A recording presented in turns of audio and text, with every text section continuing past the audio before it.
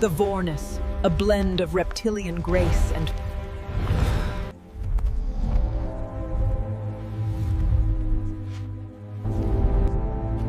I cannot accept this, Mira. This treaty is a mistake. So, you finally decided I wasn't so When bad the after- moons align, the forest sings. My children! They are in the forest! We will bring them back. Stay safe.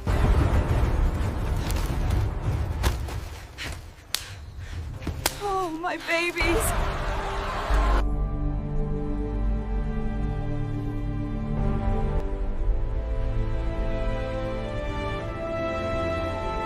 The transport ship Magunwa lurched as it dropped out of faster-than-light travel, and Dave felt his stomach protest the sudden deceleration. He gripped the armrest of his seat, watching through the viewport as the planet Velis 3 materialized before them. It looked peaceful from orbit swirls of purple and green covering most of the surface, with small oceans scattered like mirrors across the continents. He had been traveling for 3 months to reach this remote world, hired as a xenobiologist to study the predator that had been terrorizing the local population. The pay was good, almost too good, which should have been his first warning. The docking procedure took another hour, and by the time Day stepped off the ship onto the landing platform, his legs felt like rubber. The air on Velis 3 was thinner than Earth's, but breathable. He filled his lungs and looked around at the alien architecture buildings that curved upward like reaching fingers, all made from some kind of translucent material that caught the light of the system's twin suns. A group of Velians waited near the platform's edge, their tall, slender forms swaying slightly in the breeze. They stood about 7 feet tall, with smooth skin that shifted between shades of blue and silver depending on the angle of the light. Their eyes were large and dark, taking up nearly a quarter of their faces. And they had no visible ears or noses, just small slits that served both purposes. One of them stepped forward, moving with a grace that made Day feel clumsy by comparison. "You are the human," the Velian said, the words coming out in perfect standard, though Day could see the translator device attached to the creature's throat. "I am Council Member Lysis. We are grateful you have come." Day nodded and extended his hand, remembering at the last moment that Velians didn't practice physical greetings. He dropped his arm awkwardly. "I'm Day. Your message said you had a predator problem that no one could solve." Lys's skin rippled, a sign of distress that Day had read about during the journey. "Yes, the creature we call Vornis has killed 17 of our people in the past 2 seasons. We have tried everything, traps, barriers, even hired hunters from 3 different worlds. Nothing works. The beast is too intelligent, too aggressive. It kills not just for food, but seemingly for sport." Another Velian stepped forward, this one smaller and with skin that shimmered more silver than blue. "My daughter, Mira, made a promise to our people," the Velian said, and Day detected a tremor in the translated voice. "She said if anyone could capture or control the Vornis, she would." The Velian paused, skin flickering rapidly. It was foolish. She is young, but the promise was made before the entire council, and our laws say such promises cannot be broken.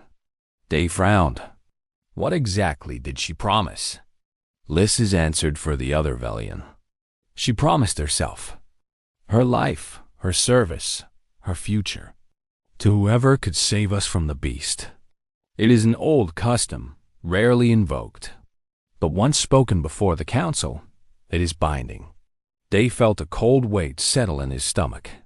"So you're telling me that your daughter is some kind of prize?" The Velian's skin flickered in unison.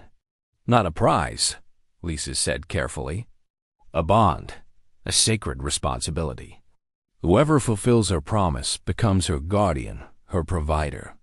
Among our people, it is the highest honor one can give." Day wanted to refuse right then. He hadn't come here to collect a person like some trophy, but the desperation in the Velian's eyes stopped him. These people were dying. If he could help them, wasn't that worth more than his discomfort with their customs? "Show me what I'm dealing with," he finally said. "I'll handle the Vornis. We can figure out the rest later." The Velians led him through their city, which was surprisingly quiet for a settlement of nearly 50,000. Most of the population stayed indoors during daylight hours, Lysis explained, because that was when the Vornis hunted.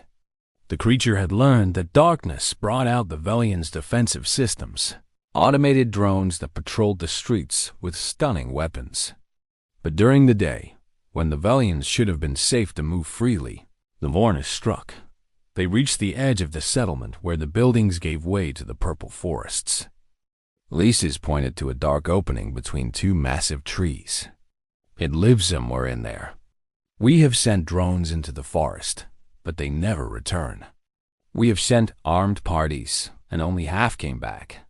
The Vornis is like nothing we have encountered before." They studied the forest. The trees were massive, their trunks easily 20 feet wide, with branches that intertwined overhead to create a canopy so thick that almost no light penetrated to the ground below. He could hear sounds from within, clicks and whistles, rustling and scraping. The forest was alive with creatures, but none of them ventured near the settlement. They knew something dangerous lived at the forest's edge. "I'll need to go in alone," they said. Liz's skin went nearly white. "That would be suicide.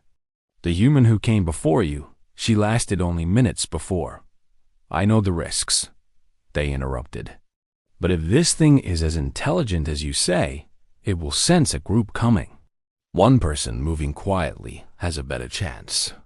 He didn't mention that he had dealt with apex predators before. During his time studying the great beasts of Titan VII, humans had a reputation in the galaxy for being able to handle dangerous wildlife. Something about their evolution on a death world, giving them instincts other species lacked. They had always thought it was exaggerated.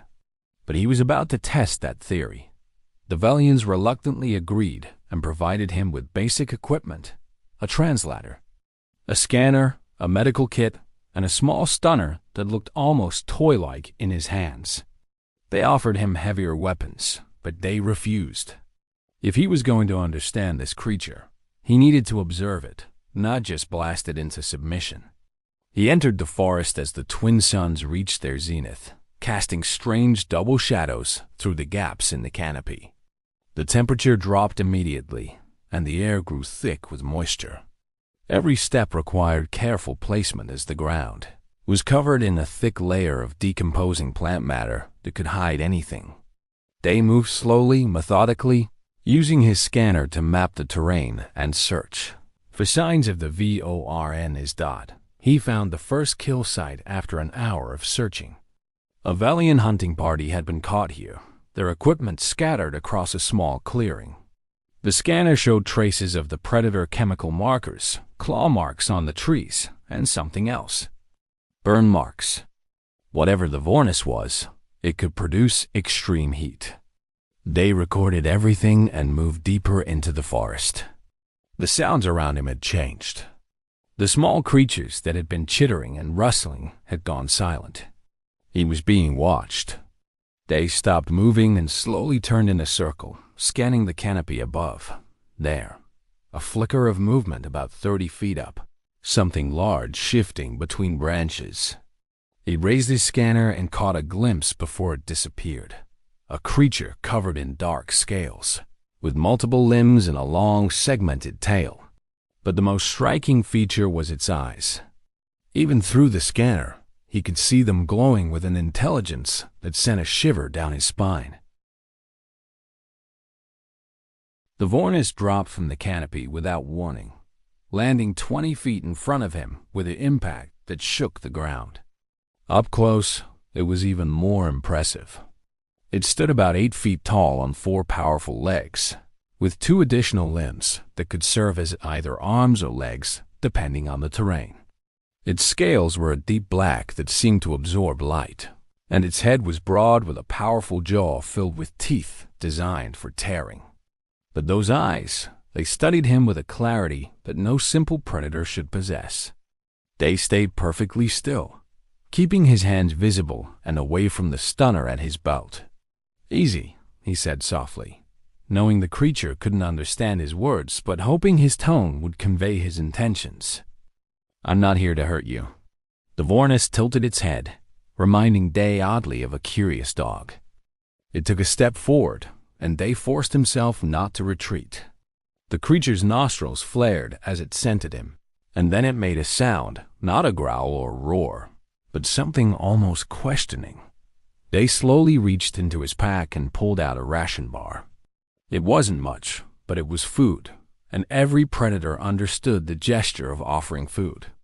He tossed the bar gently toward the Voronus, and the creature caught it with one of its upper limbs with surprising dexterity. It sniffed the bar, then bit into it experimentally. The Voronus made a huffing sound that might have been approval or disgust. They couldn't tell, but it ate the entire bar. Then it sat down, lowering itself to its haunches like a cat, and continued to stare at him. They took a careful step forward. The Voronus didn't react aggressively, so he took another step, then another, until he was close enough to reach out and touch the creature. You're not just a mindless killer, are you? He said softly. You're intelligent, maybe even sapient. So why are you attacking the Velians? The Voronus made that questioning sound again, and Day wished desperately that his translator worked on non-verbal species. Then the creature did something unexpected. It stood and began walking deeper into the forest, pausing after a few steps to look back at him. It wanted him to follow. They followed the Voronus through the forest for nearly an hour, climbing over fallen logs and ducking under low branches. The creature moved with practiced ease, occasionally slowing to make sure Day was keeping up. Finally, they reached a cave entrance hidden behind a curtain of hanging vines. The Voronus entered, and after a moment's hesitation, Day followed. Inside, the cave opened into a surprisingly large chamber, lit by bioluminescent fungi growing on the walls.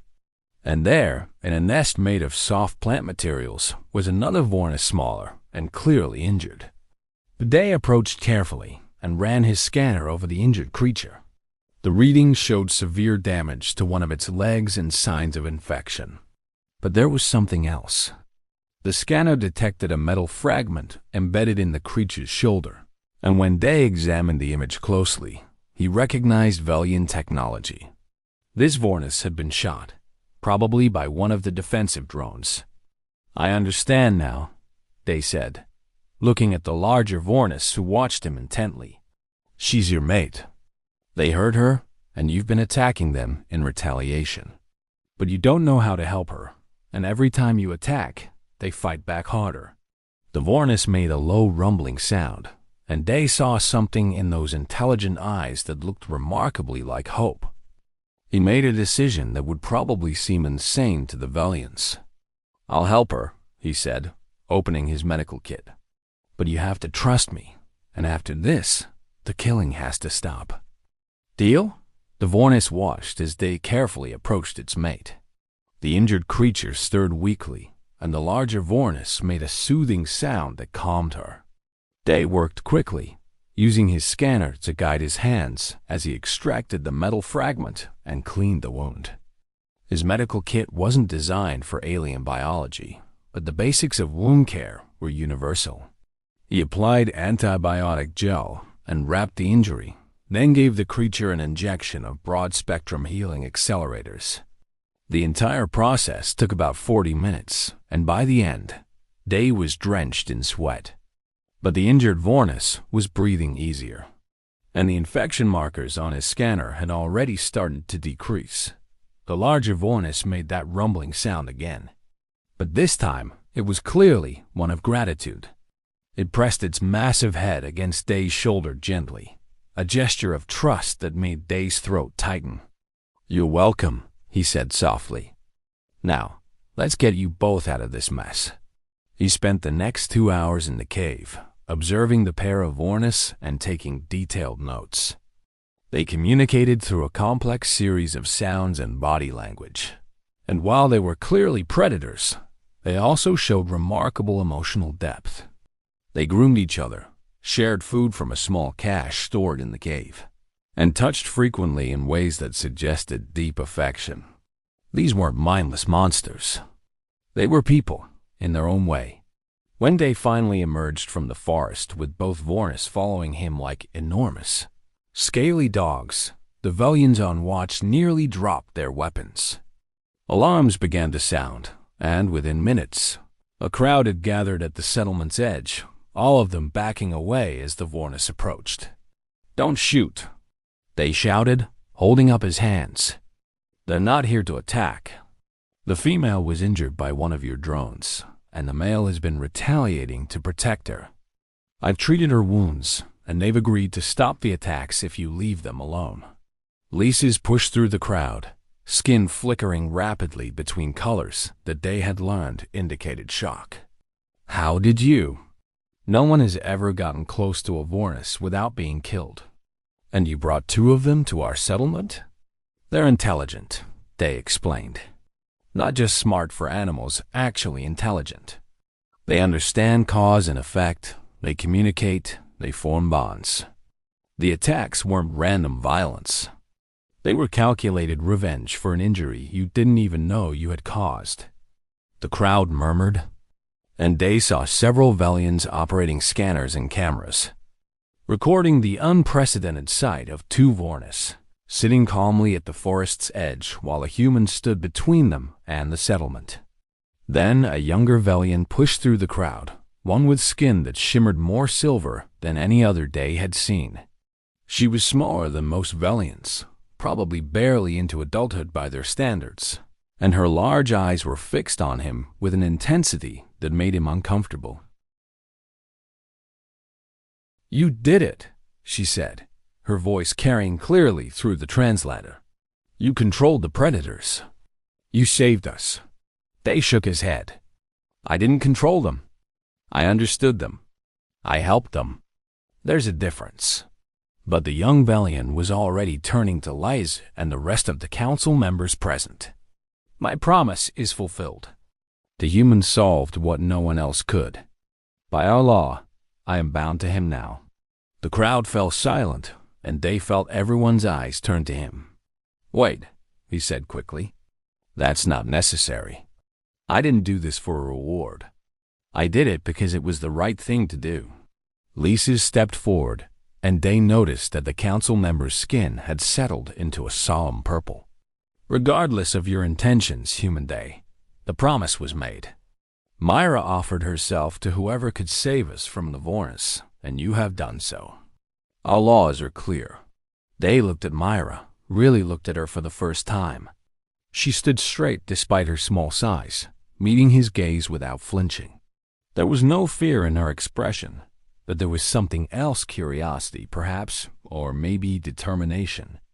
"What does this bond even mean?" he asked, directing the question at Lyses, but keeping his eyes on Myra. "It means she is your responsibility now," Lyses explained. "She will serve you, follow you, support you in all things.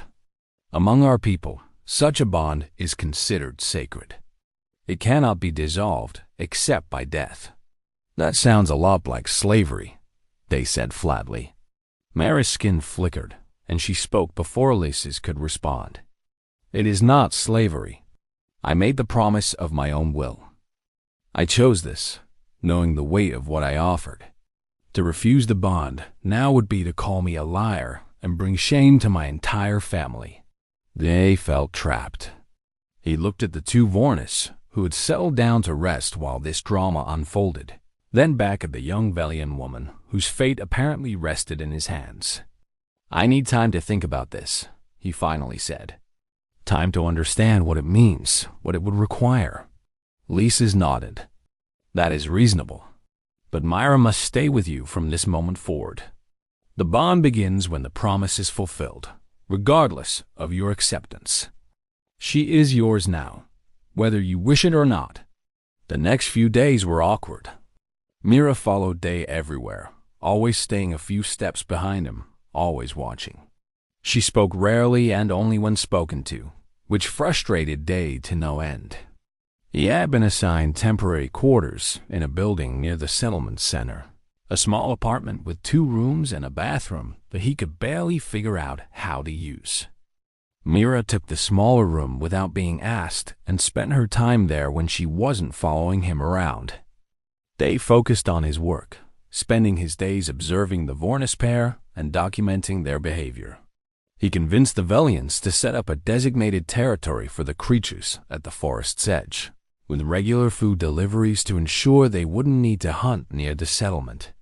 The female was healing quickly, and both Vornis seemed content with the arrangement. But every time Day returned to his quarters, Mira was there, silent and watchful. And he couldn't shake the feeling that he had somehow become a captor despite his best intentions. On the 4th night, Day finally broke the silence. "Why did you make that promise?" he asked while they ate dinner, a selection of local foods that Myra had prepared without being asked. She looked up from her meal, her large eyes reflecting the soft light in the room. "Because no one else would," she said simply. "Our council discussed sending for help for 2 seasons before they finally acted. By then, 17 people were dead. Families destroyed. Children left without parents. Someone had to do something. But why offer yourself?" They pressed. "Why not offer resources or technology or anything else?" Myra's skin shifted to a deeper silver. "Because words are cheap. Promises cost nothing if you risk nothing. But to offer yourself, your future, your freedom, that shows you truly mean what you say. It shows you believe someone can succeed." Day sat back, studying her. "You're braver than I thought." For the first time since he had met her, Mira smiled.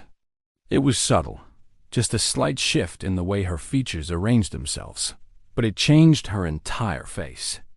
"And you are kinder than I expected. Most species see the bond as ownership. You see it as responsibility." "I don't want to own anyone," Day said firmly. "I know," Myra replied. "That is why I am not afraid." Something shifted between them in that moment. Over the following weeks, their relationship changed.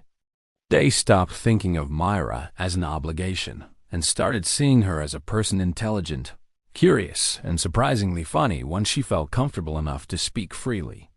She taught him about Velian culture, explaining the nuances of their color-shifting skin and the complex social structures that governed their society. In return, Day told her about Earth, about the diversity of human cultures and the long struggle of humanity to reach the stars. They spent their evenings talking, and Day found himself looking forward to these conversations more than anything else in his day.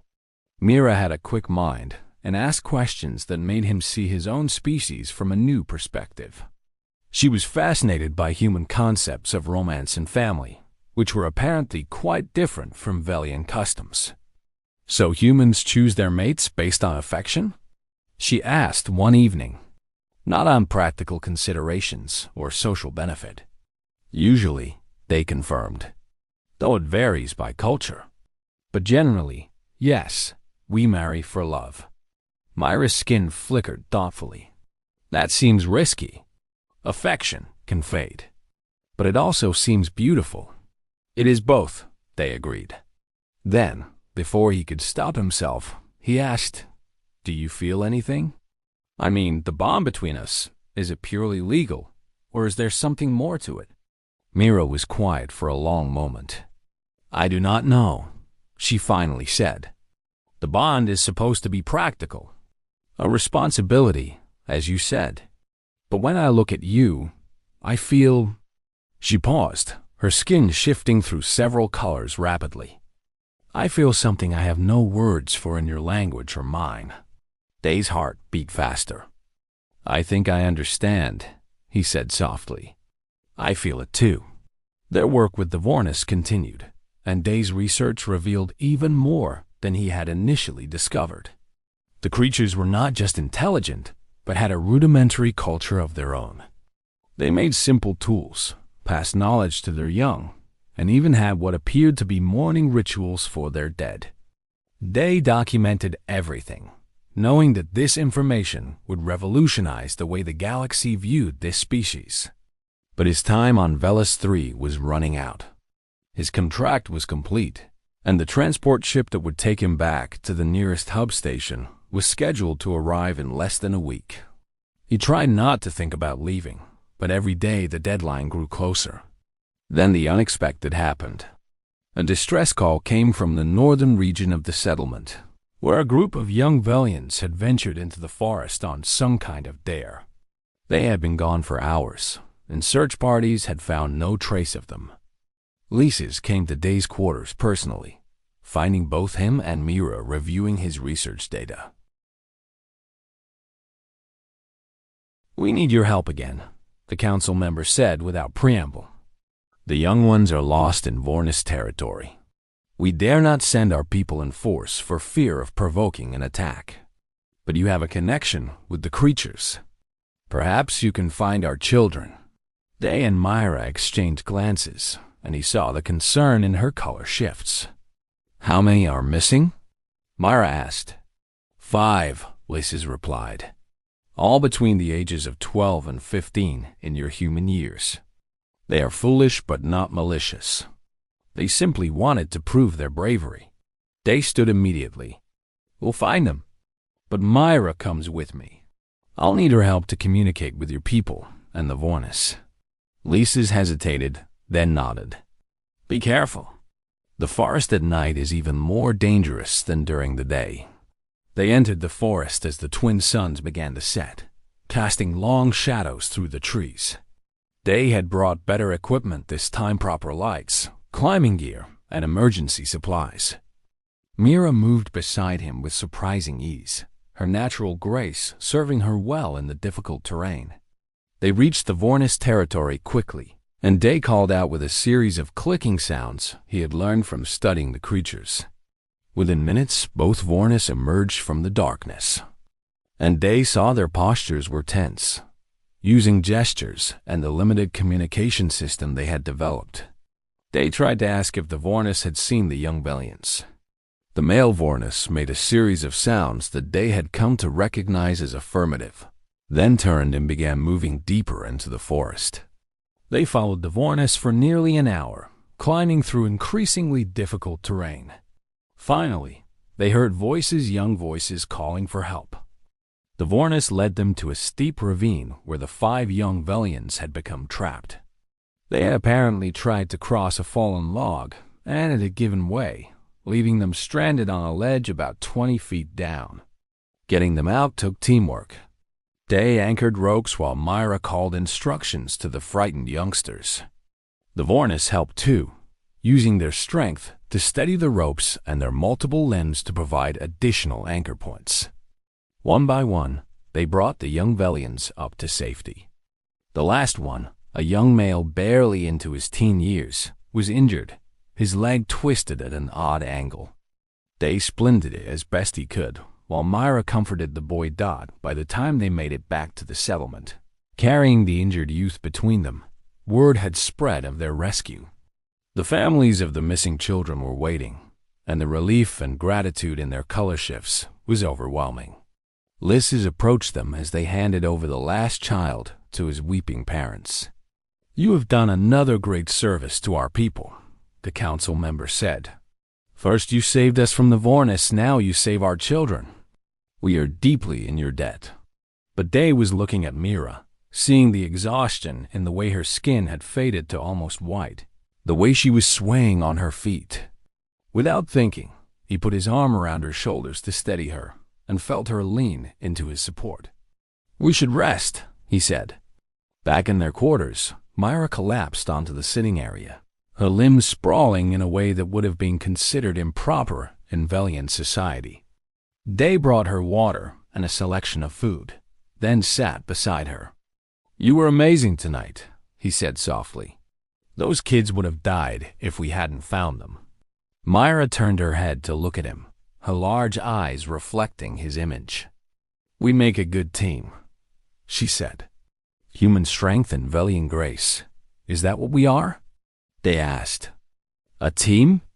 "I thought we were more," Myra replied, and there was something vulnerable in her voice. "At least, I hope we were." Day took a breath, Knowing what he was about to say would change everything. The transport arrives in 3 days. My contract here is finished. Myra's skin went completely white. I know, she said quietly. I have been counting the days. Come with me, they said, the words tumbling out before he could second-guess them. The bond says you have to follow me anyway, right? So come with me? We'll travel the galaxy together. I'll teach you everything I know about xenobiology, and you can see 1,000 different worlds. You would want that? Myra asked, her color beginning to return. Having me with you always? I wouldn't want anything else, they said, and realized he meant it completely. These past weeks have been the best of my life. Not because of the work, not because of the Vornis, but because of you. Because every day I get to see how your mind works, hear your laughter, watch you discover new things. I don't want that to end. Mira sat up slowly, and her skin was now shifting through colors they had never seen before, brilliant blues and silvers that seemed to glow from within. In Velian culture, she said carefully, when two beings choose to remain together not out of obligation, but out of desire, we have a word for it. The translation is not perfect, but in your language it would be something like heart bond, and in human culture, they replied, we call it love. The next 2 days passed in a blur of preparation. Day filed the paperwork to extend Myra's visa to include travel throughout the galaxy, a process made easier by the fact that the bond between them was legally recognized by most civilized worlds. Mira said her goodbyes to her family, a lengthy process that involved elaborate color-shifting ceremonies they didn't fully understand but found beautiful. They returned to the Vornis pair one last time, bringing a final gift of food and tools that would make their lives easier. The female was now fully healed, and both creatures seemed content in their territory. As Day and Myra stood to leave, the male Vornis made a sound Day had never heard before a long, melodic call that seemed to carry through the entire forest. What does that mean? Day asked. It is their word for gratitude, Myra said softly, and for friendship. They are saying they will remember you. On the day of departure, what seemed like half the settlement came to see them off. Lysis presented Day with a formal commendation from the council, and several families whose children they had rescued brought gifts, mostly food, but also small works of art and crafts that showed Velian culture at its finest. Then the transport ship arrived, and it was time to go. As they walked up the boarding ramp, Myra took Day's hand, a human gesture she had learned from him. Are you sure about this? She asked. Leaving your world to travel with a human you barely know? Day squeezed her hand gently. I'm more sure of this than anything in my life. Besides, by Velian law, you're stuck with me anyway.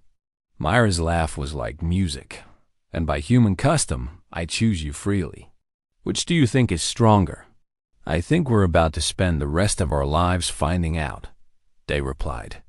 The transport lifted off, and through the viewport, they watched Velis 3 shrink below them. Somewhere down there, 2 Vornis hunted in a purple forest, and a settlement of Velians lived without fear for the first time in years. But Day wasn't thinking about that. He was thinking about the woman alien, yes, but a woman nonetheless, who stood beside him, her hand still in his, her skin glowing with colors that spoke of joy and hope and love. She had promised herself to whoever could control the predator. But in the end, the only thing the human had changed was his own heart, and he had given it to her freely. The galaxy was vast and full of wonders, but Day knew that the greatest adventure wasn't waiting for them among the stars. It was standing right beside him, ready to face whatever came next, together. And that was all he needed.